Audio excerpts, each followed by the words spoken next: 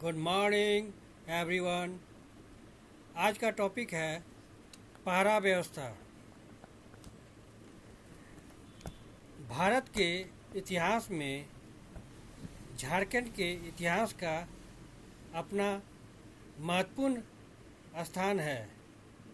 झारखंड की कुछ जनजातियों की प्रारंभिक काल से ही अपनी प्रशासकीय व्यवस्था रही है।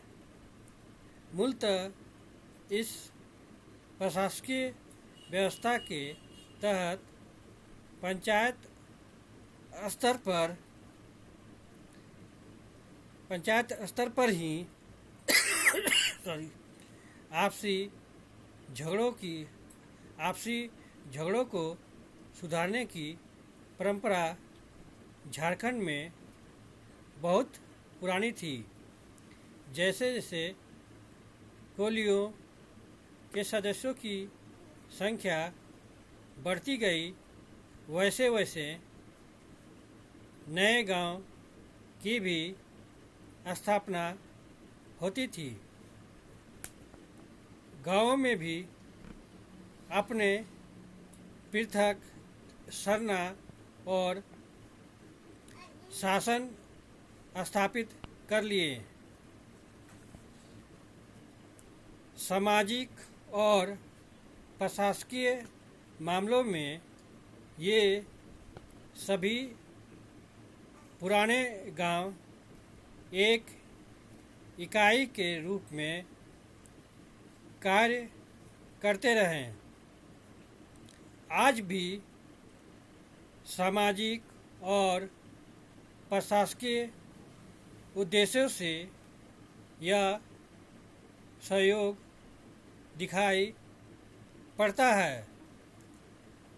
मुंडा क्षेत्रों में आपस में संबद्ध ये गांव एक साथ पहरा कहे जाते थे।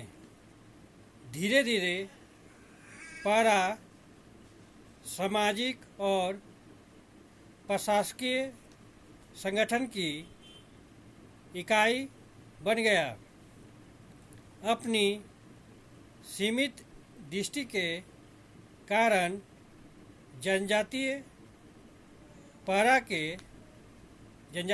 पहरा से ऊपर उठकर राज्य का संगठन नहीं कर सके।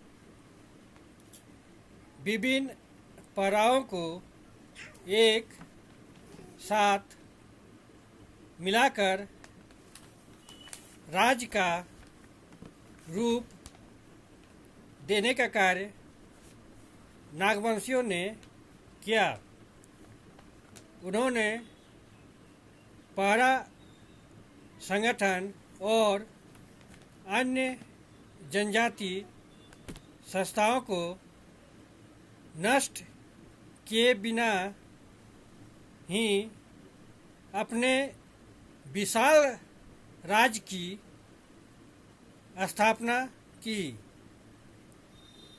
यही कारण है कि सामाजिक क्षेत्र में पहरा संगठन आज भी उतना ही मजबूत है।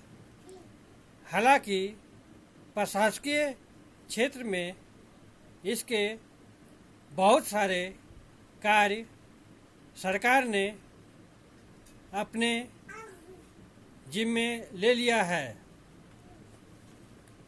झारखंड के इतिहास के अध्ययन से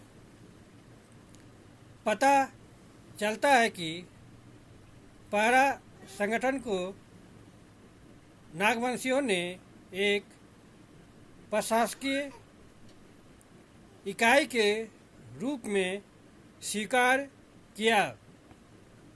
केवल एक ही परिवर्तन इन्होंने किया कि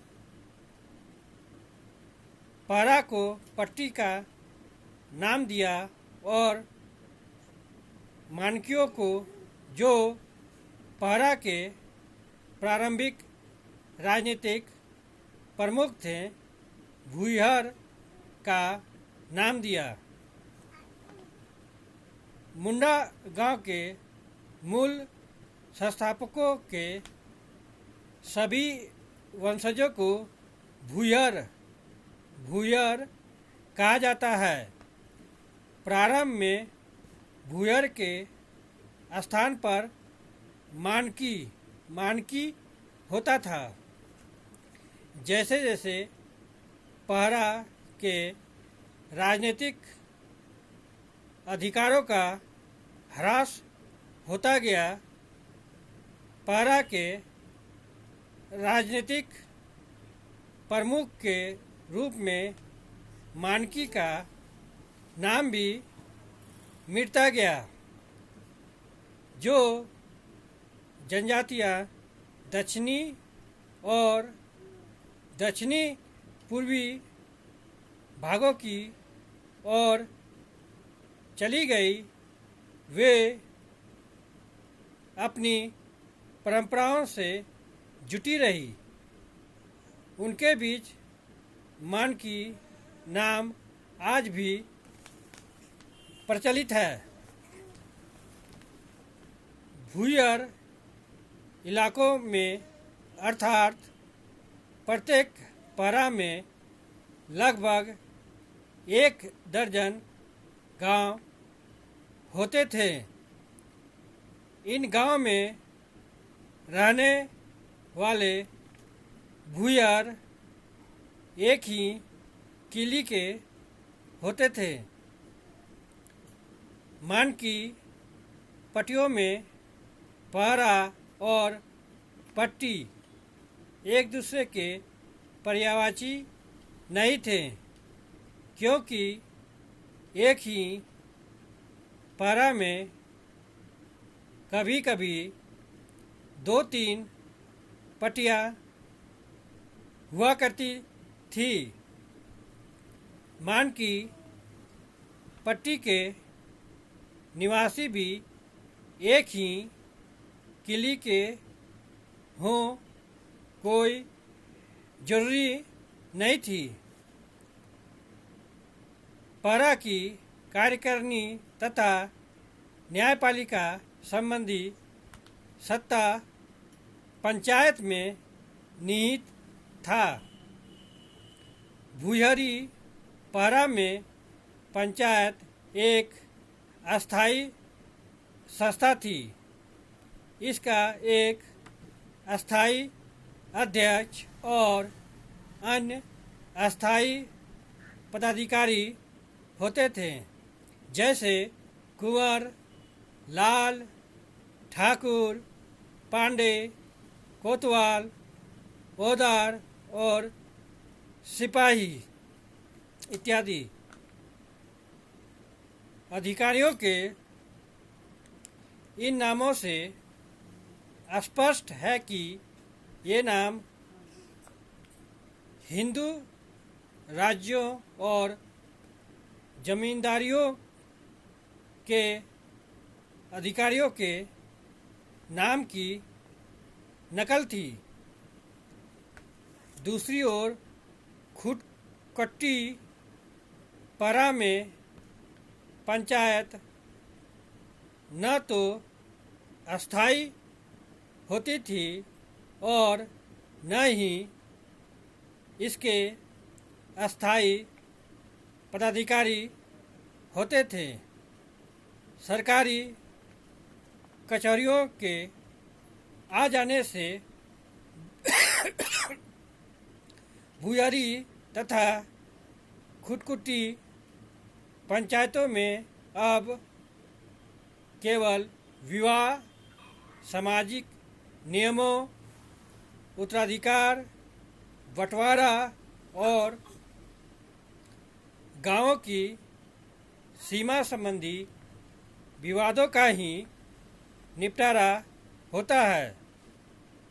कभी कभी डायनों और ओझाओं से संबद्ध मुकदमे भी इन पंचायतों में सुने जाते हैं। मध्यकाल में इन पंचायतों का कार्यक्षेत्र अत्यंत व्यापक था। भूयरी पंचायत एक अधिक व्यापक और प्रजातांत्रिक संस्था थी। पाहरा के सभी सदस्य इसकी बैठक में शामिल हो सकते थे। पाहरा पंचायत का प्रमुख अधिकारी पाहरा राजा होता था। उसकी सहायता सिपाही, दीवान, ठाकुर, लाल, पांडे और अन्य पदाधिकारी करते थे। पाहरा राजा पंचायत का अध्यक्ष होता था। पांडे पंचायत की बैठक बुलाता था। पाहन या कार्तो पाहरा के भोज में बलि चढ़ाता था और पहला कोर उठाता था। ये सभी पदाधिकारी सामान्यतः वंशानुगत होते थे। प्रत्येक पाहरा का नामकरण उस गांव के नाम पर होता था जिस गांव में पाहरा राजा रहता था। फरियादी अपना मुकदमा गांव के मुंडा या पाहन के द्वारा पाहरा राजा के समक्ष रखता था। पाहरा राजा के आदेश से पांडे पंचायत की बैठक प्रतिवादी गांव में रखता था। पंचायत जमा होने पर पाहरा राजा मुकदमे का ब्यौरा रखता था और पंचायत के सदस्य वादी प्रतिवादी दोनों की बातें सुनते थे। पंचायत का फैसला स्वयं पाहरा राजा सुनाता था।